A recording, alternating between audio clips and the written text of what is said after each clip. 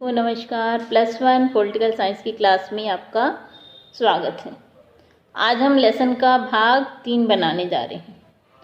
पिछले भाग में हमने प्रत्यक्ष चुनाव प्रणाली, अप्रत्यक्ष चुनाव प्रणाली के बारे में जाना। आज हम अनुपातिक प्रतिनिधित्व प्रणाली के बारे में जानेंगे। आज जो हम जानेंगे वो है अनुपातिक प्रतिनिधित्व प्रणाली। सबसे पहले हम जानते हैं कि इस प्रणाली का प्रतिपादन किसने किया। इस प्रणाली का प्रतिपादन 18वीं सदी में एक अंग्रेज विचारक थॉमस हेयर ने अपनी पुस्तक प्रतिनिधि का चुनाव में किया। इसीलिए उन्हीं के नाम पर इस प्रणाली को हेयर प्रणाली के नाम से भी जाना जाता है।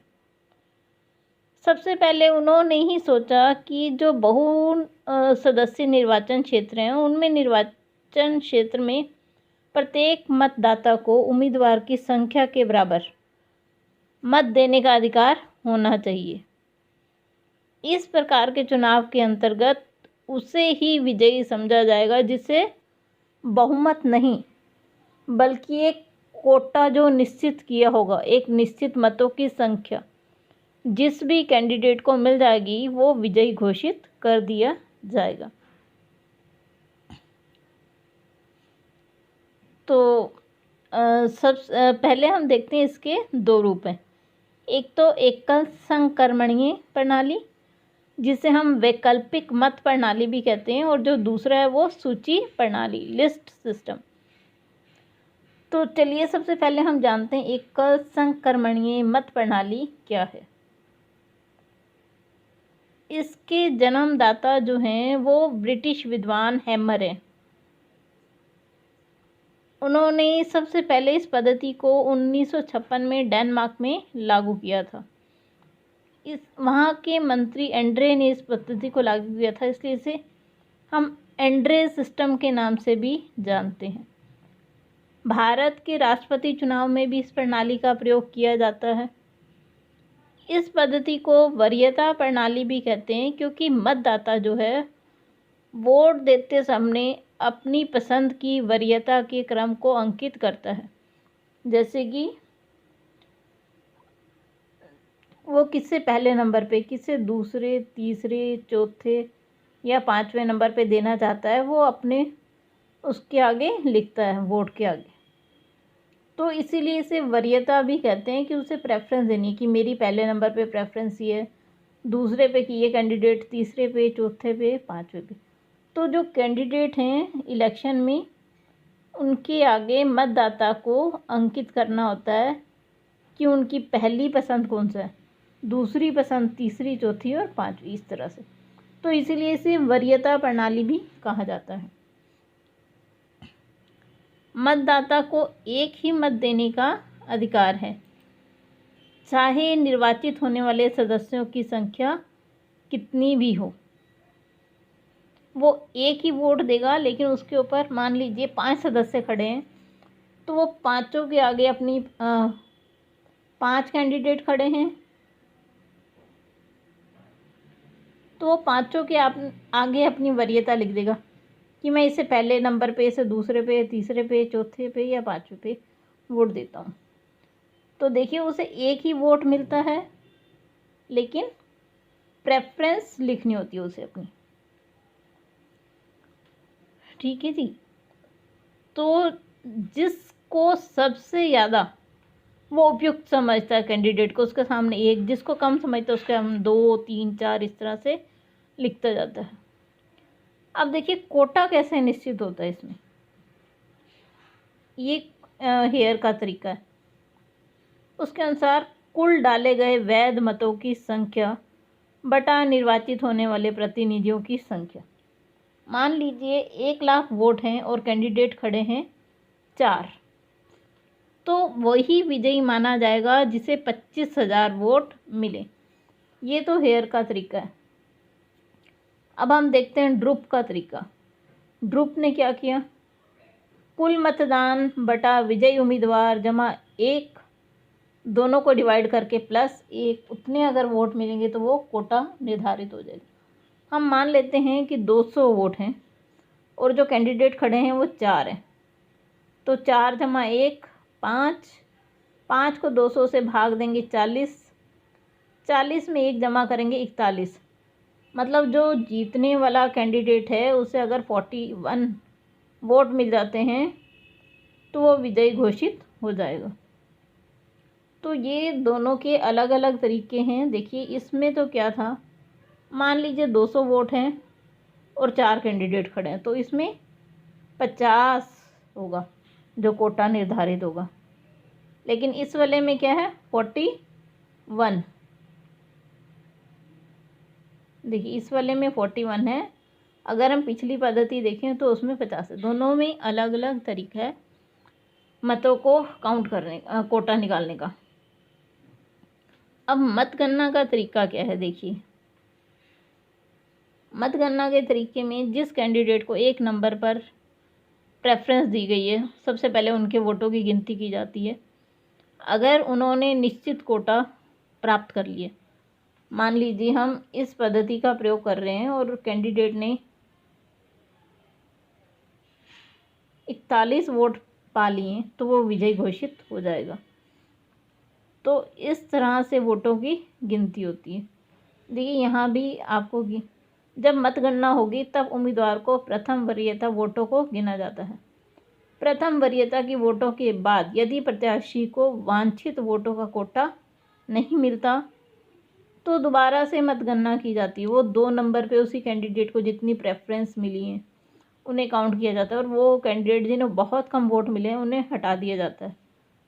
तो इस तरह से ये एक जटिल प्रोसेस है वोटों की काउंटिंग का। तो ये वोटों की गिनती तब तक चलती रहती है जब तक कि वांछित कोटा प्राप्त ना हो जाए। जिस कैंडिडेट को कोटा प्राप्त होगा वही विजयी घोषित होता है। दूसरी अब है सूची प्रणाली। देखिए सूची प्रणाली क्या है, उसमें तो आपको एक ही वोट मिलता है। इसमें ये प्रणाली भी बहु सदस्य निर्वाचन क्षेत्र होता है। निर्वाचन क्षेत्र हम मान लेते हैं 15 से 20 सदस्यों को चुना जाता है। कितने सदस्य चुनने हमने, 15 से लेकर 20 तक। तो जो अलग अलग दल हैं वो अपने कैंडिडेट्स की सूची बना लेते हैं और मतदाताओं के सामने रख देते हैं। मतदाता उन्हें वोट देते हैं। इसका जो चयन पद्धति है वो ड्रुप प्रणाली के आधार पर की जाती है। तो जिस भी सदस्य को कोटा मिल जाता है वो चुनाव जीत जाता है। इस प्रणाली को अब हम ऐसे समझते हैं, मान लीजिए कुल वोटों की संख्या है 5000, ठीक है जी।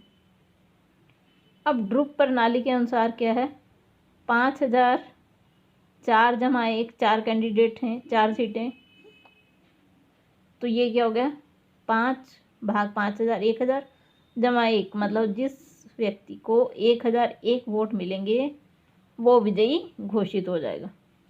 अब देखिए कांग्रेस को कितने वोट मिले, 2200, बीजेपी को 1500, साम्यवादी दल को 1300। अब कोटा क्या कहता है, जिसे 1001 वोट मिले वो विजयी होगा। अब कांग्रेस को देखिए कितने वोट मिले हैं, 2200। इट मीन्स कांग्रेस को 2 सीटों पर विजयी घोषित किया जाएगा, जनता पार्टी को 1 पर, साम्यवादी को 1 पर। तो इस तरह से वोटों की गिनती होती है और परिणाम को घोषित किया जाता है। चलिए अब हम इनके कुछ गुण और दोष जानते हैं। सबसे पहले एकल संक्रमणीय मत प्रणाली के गुण। देखिए सबसे पहला गुण क्या है, प्रत्येक वर्ग को उचित प्रतिनिधित्व प्राप्त हो जाता है। देखिए इस पद्धति के अंतर्गत जो अल्पसंख्यक होते हैं वो भी चुनाव में खड़े हो जाते हैं और उन्हें उचित प्रतिनिधित्व मिलने का पूरा चांस होता है। कोई भी वोट व्यर्थ नहीं जाता। मान लीजिए पहले वोट 1 नंबर प्रेफरेंस पे यदि कोई कैंडिडेट नहीं जीतता तो 2 नंबर वाली जो प्रेफरेंस होती है उनकी गिनती की जाती है। 3, 2 पे भी कोई नहीं जीत पाता तो 4, 5, इस तरह जितने भी वोट डलें, चाहे वो प्रेफरेंस 1, 2, 3, 4, 5, वो सभी ही काम आते हैं कि कोई भी वोट इसमें व्यर्थ नहीं जाता। राजनीतिक प्रशिक्षण। लोगों को इस प्रणाली से सीखने को मिलता है काफ़ी कुछ कि कैसे चुनाव लड़ा जाता है, क्या योग्यता है, कैसे पसंद को अंकित करना है, कैसे गणना होती है, ये सारी शिक्षा उन्हें मिलती है। 5वां, अल्पसंख्यकों के हितों की रक्षा। अल्पसंख्यक भी इस इलेक्शंस में उचित प्रतिनिधित्व पाते हैं, तो ये बहुसंख्यकों के अत्याचार को रोकती है और अल्पसंख्यकों में सुरक्षा की भावना को उत्पन्न करती है। लोकतंत्र को वास्तविक बनाता है ये। देखिए, प्रजातंत्र का मुख्य चुनाव क्या है कि सभी वर्गों को प्रतिनिधित्व मिले। तो अनुपातिक प्रतिनिधित्व प्रणाली में सभी वर्गों को इलेक्शन में खड़े होने का अधिकार है और उसी के अनुसार उन्हें स्थान प्राप्त होते हैं।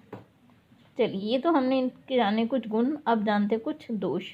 सबसे पहले जटिल है कि आम व्यक्ति इस प्रणाली को नहीं समझ सकता। दूसरी, वास्तविक प्रतिनिधियों का अभाव है। इस प्रणाली में का सबसे बड़ा दोष क्या है? देखिए, जो वास्तविक प्रतिनिधि हैं उसका इसमें अभाव है। इसमें दल के नाम पर वोट प्राप्त होते हैं, तो जो वास्तविक प्रतिनिधि हैं उनका कोई रोल नहीं होता इसमें। निर्वाचकों और प्रतिनिधियों में कोई संपर्क नहीं होता। अगला है जी उत्तरदायित्व का अभाव, क्योंकि पार्टी के नाम पर वोट देते हैं, किसी व्यक्ति विशेष के नाम पर नहीं, तो इसीलिए किसी का उत्तरदायित्व नहीं बनता। अब अलग अलग को अलग अलग, मान लीजिए 2 सीटें कांग्रेस लेगी, 1 जनता दल, 1 बीजेपी, तो उसमें उत्तरदायित्व की भावना नहीं बन पाती। सरकार की अस्थिरता है, क्योंकि मिली जुली सरकार बन रही है, तो कभी भी उसका सरकार के गिरने का भय बना रहता है। चलिए, आज के लिए बस इतना ही। उम्मीद करती हूँ कि आपको अच्छे से अनुपातिक प्रतिनिधित्व प्रणाली समझ आ गई होगी। धन्यवाद। अगर आपको वीडियो पसंद आए तो लाइक ज़रूर कीजिए और चैनल को सब्सक्राइब ज़रूर कीजिए। आप सभी का बहुत बहुत धन्यवाद।